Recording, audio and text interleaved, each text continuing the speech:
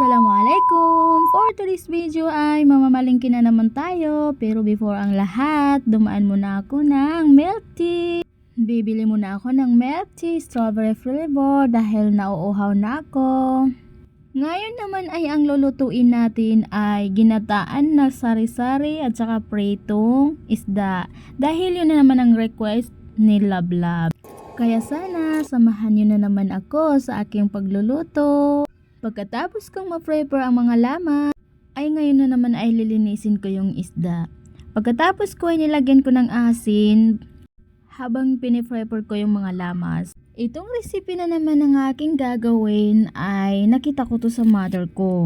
Ginataan na sari-sari. Simulan natin ang pagluluto. Ayan o, nagkamali pa ako. Imbis na yung bawang na mauna, yung sakurab ang nauna. Sa kakablog ko tuloy, nagkakamali-mali tuloy ako.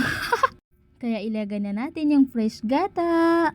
Naalala ko tuloy yung sinabi sa akin ng mother ko. Sabi niya, mag-aral ka magluto dahil hindi naman pwede yung umaasa ka sa akin palagi. Which is tama naman yun.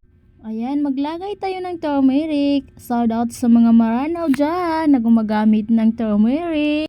Dilaw na ginataan at dilaw na sabaw.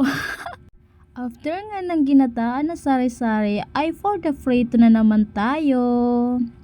Kaya ito na ang finished product, ginataan na sari-sari na may dilaw na sabaw. At ayan yung frito. Salamat sa panonood.